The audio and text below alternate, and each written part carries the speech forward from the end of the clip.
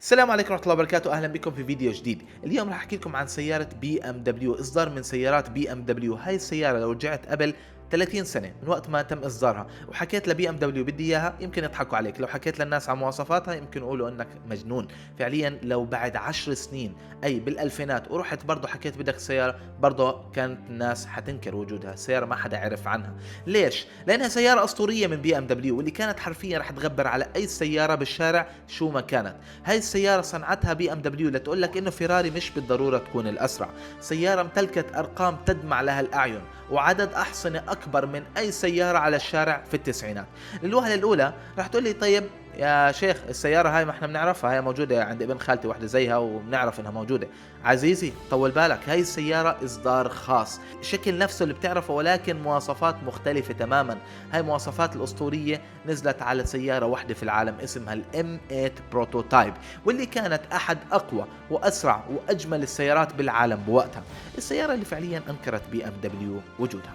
عشان نفهم القصة لازم نرجع بالتاريخ للثمانينيات، لما كانت بي ام دبليو وقتها متألقة بإصداراتها ومنطلقة بكل قوتها. كانت أحد إصداراتها اللي جمعت بين الفخامة والأداء الرياضي هي الفئة الثامنة، اللي كانت وقتها فخر من بي ام دبليو كونها بتجمع بين الأداء الرياضي والفخامة والجمال، وأهم إشي التصميم المختلف. تصميم بي ام دبليو الفئة الثامنة اللي بالتسعينات لم يتكرر لليوم. احنا متى شفنا سيارة بي ام دبليو بهذه الغرابة؟ السيارة كانت فعلا إشي ثوري بالنسبة لهم. هاي السيارة نزلت على محركين، الأول 8 سلندر والثاني 12 سلندر. بأفضل حالاتها كانت تعطيك 300 حصان. السيارة هل تعتبر قوية؟ مش كتير. السيارة هل تعتبر منيحة رياضية؟ تعتبر سيارة جيدة، ولكن إذا الأرقام هاي بتنافسها مع سيارات تانية كانت موجودة بوقتها هي ما كانت الأفضل. كانت في سيارات أقوى وأسرع، وكانت فيراري لا زال تتربع على قمة الأداء الرياضي. هنا وقتها اجوا ثلاثه من المهندسين بي ام دبليو حكوا لك انه ليه احنا ما عم بننزل سياره خارقه؟ ليش ما عندنا سياره فعليا انه تنافس فيها السيارات القويه او السريعه او السيارات مثل فيراري وبورش وغيره؟ شو بدنا نعمل؟ حكوا لك احنا بدنا نعمل خطه لطيفه، بدنا نمسك سياره من هالسيارات اللي عندنا ونفرد عضلاتنا احنا عليها. شو يعني؟ اجوا هدول الثلاثه وحكوا لك بدنا نجتهد بصنع سياره اصدار خاص من الفئه الثامنه اللي حكينا عنها هلا. ليش؟ لانه السياره هاي كانت الفئه الافضل والاقوى بالنسبه لهم واللي حابين يبنوا عليها كل امالهم. كان ببالهم انه هذا الاصدار بده يكون الوحش اللي راح يبهر الناس وبنفس الوقت يقنع الشركه بانها تتصنع بشكل تجاري. من الاخر الموضوع فرد عضلات وتحدي علني بانه احنا عندنا القدره نصنع هاي السياره. كان اهم شيء بانه هاي السياره اللي بدهم يصنعوها تكون قابله للتنفيذ، مش مجرد سيارة غريبة الشكل ومزودة بالكراج وخلاص ما بنسمع عنها إلا بالسباقات. لا، هاي بدها السيارة تكون متوافقة مع القوانين إنها تنزل بالشارع. وقتها تكون الفريق اللي بده يصنعها من ثلاثة، هدول الثلاثة عباقرة في مجالهم. كان أولهم المتخصص في هندسة الشخصيات في الشركة جارهارد ديكتر، الثاني اسمه كارل هاينز واللي كان أحد أهم المهندسين بالشركة واللي كان معاهم من السبعينات. أما الثالث فكان اسمه بول روش واللي كان متخصص في هندسة المحركات في الشركة. شو يعني؟ هذا الزلمة هو اللي صمم محرك الفئة السابعة، الفئة السابعة نفسها اللي استخدموا ماكلارين F1 المحرك هذا عليها. وللعلم ماكلارين F1 تعد لليوم أحد أسرع السيارات في العالم. نعم يا عزيزي، هاي السيارة راكب عليها محرك بي ام دبليو الفئة السابعة. وكمان هذا الشخص برضه صمم محرك أحد أسرع سيارات الفورمولا 1 بالعالم بوقتها. من الآخر كان عندك مجموعة من العباقرة اللي حابين يفردوا عضلاتهم على الفئة الثامنة. النتيجة طبعا ما حتكون بسيطة أبدا. هلا عشان تصنع سيارة متوحشة شو بدك؟ أول إشي بدك تبدأ بالمحرك. المحرك اللي استخدموه هو محرك 12 سلندر.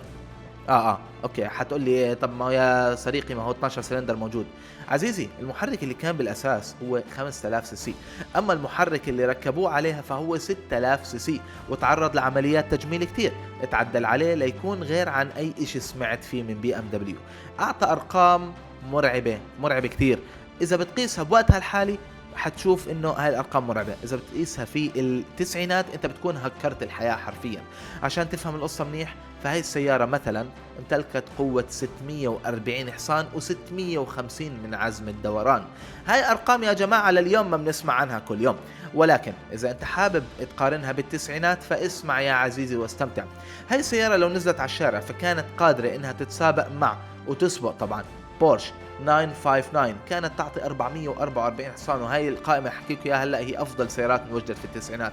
البورش كانت تعطي 444 حصان. الفيراري اف 40 اللي كانت احد اسرع السيارات في العالم كانت 471 حصان. طيب سيدي خد عندك اللامبورجيني ديابلو كانت 485 حصان. السيارة قفزت عنهم بمرحلة كبيرة بعدد الأحصنة. السيارة فعليا تربعت فوق أعظم السيارات بعصرها. فعليا ما في سيارة قدرت توصل لقوتها إلا بعد 3 سنين من صناعتها. وعشان تكمل المعادلة تركب على السيارة جير من 6 سرعات يدوي. فيك تتخيل شو ممكن تعمل بسيارة بهيك قوة على جير عادي. احنا الواحد منا بيكون معاه كيا سيفيا دفع امامي 70 حصان وبسلخ هاند من اول الشارع لاخره، فما بالك لو انها دفع خلفي. السيارة كانت مخففة من خلال كربون فايبر وكثير من التعديلات على انظمة التبريد، ولكن حافظوا على نفس تصميم الفئة الثامنة مع اختلافات بسيطة، بس السيارة شكلها مرعب. السيارة ليش ما كانت كثير مجنونة بالتصميم؟ فعليا عشان ما تعارض القوانين وتكون سيارة عملية، وبدهم سيارة فعليا ما تغلب الشركة في التصنيع ونعيد يلا من اول جديد تصاميم. لا، عندنا سيارة تصميمها جاهز، بدنا نعدل على المحرك وشوية تعديلات خارجية. الأهم إنه هذا المشروع فعليا كان سري تماما وما حد عرف عنه. هلا السؤال انه ليه ما شفنا السيارة على الطريق؟ يعني السيارة موجودة، ليش ما اعلنت عنها الشركة؟ وفعليا حتى انكرت وجودها. شو لما احكي لكم انكرت وجودها، يعني هي في فعليا البي ام دبليو انكرت وجود هاي السيارة، لم تعرضها، لم ما حكت انها موجودة، ما انعرضت على الشارع، ما نزلت على البيع، ما عملت اشي. ليش؟ لأنه هون في أكثر من سبب إنه السيارة ما نزلت على الشكل التجاري. أول إشي السيارة لما انعرضت على الشركة بشكلها النهائي صار في جدل في قسم التسويق والمحاسبة على إمكانية بيع السيارة وسعرها بالسوق. ليش؟ لأن السيارة كانت عشان تتصنع بشكل رسمي رح تكلف أي حدا تقريبا ضعف سعر السيارة الأصلية العادية، وأغلى من أغلب السيارات بالسوق، وقريبة كتير من سعر فيراري. خلينا نكون صريحين، أنت لو بالتسعينات قدامك بي ام دبليو أو فيراري حنروح على فيراري، لليوم لو قدامك بي ام دبليو أو فيراري حتروح لفيراري. ففعليا إذا بتفكر فيها بالمنطق ما كان حدا حيشتري السيارة بهذا السعر. وكمان السيارة العادية منها اللي هي الفئات العادية ما كانت أساسا تنباع منيح، للأسف تقدر تقول إنها فشلت وإنها ما كانت سيارة عملية كتير.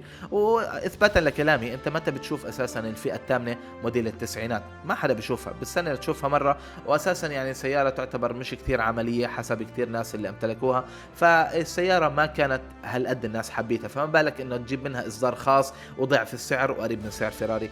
فعليا القرار اللي اخذوه كان منصف وفعليا صح. ولكن طيب اوكي، طيب ما بدهمش نزلوها على الشارع اقل ما فيها، ليش ما فرضوا عضلاتهم وحكوا انها موجوده عندنا؟ كان ببساطه انهم مش حابين يبينوا قدام الشركات الثانيه انهم خايفين من عدم بيع السياره، وبنفس الوقت عشان ما يضربوا سمعه اي سياره رياضيه بعدها من اصدارهم. فهذا الاشي ممكن يخرب سمعتهم لقدام، فحكوا لك لا خليها مخبيه وخلي الناس تاخذ منها شوي شوي. للعلم السياره ما تم الكشف عنها الا بعد سنين. يعني إذا بتتساءل كيف أنا عرفت عنها، فببساطة لأنها انعرضت في معرض فرانكفورت للسيارات في 2012، واللي كانت صدمة للناس إنه كيف يعني كانت هاي السيارة موجودة بس ما بنعرف عنها. لكن الأهم إنك رح تسألني طيب شو وضع السيارة من ناحية التسارع والسرعة؟ سمعنا شوي عن الأحصنة وسمعنا عن التورك.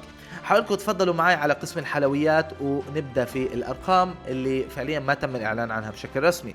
ولكن وزن السيارة هو 1600 كيلوغرام، هو رقم ممتاز جدا جدا بالنسبة لقوتها.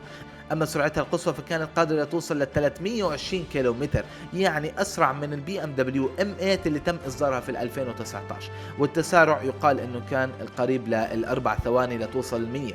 هاي الأرقام لو طلعت على الشارع في وقتها كان حرقت أي سيارة جنبها. بالنهاية السيارة لليوم ما تم بيعها واحتفظت فيها الشركة وما حدا بيشوفها إلا في المعارض وتجمعات السيارات العالمية. لتذكرنا بي ام دبليو بأنه قبل 30 سنة أنا كنت قادر أوصل لهاي الأرقام الفلكية. أما سعر السيارة فلم يتم نشره والسيارة ما باعت أبدا، لساتها موجودة بالشركة، ولكن يقال أنه إذا نزلت على المزادات فحتوصل $1,000,000 في الراحة. هاي كانت قصة واحدة من أندر السيارات اللي ما حد عرف عنها من بي ام دبليو. وإذا كنت حاب الفيديو شاركنا رأيك، وإذا حبيت موضوع تاني نحكي فيه احكي لنا رأيكم في التعليقات، وإن شاء الله نراكم في فيديو قادم. لا تنسوا الاشتراك والتعليق، وهذا الحكي كلياته نراكم في فيديو قادم.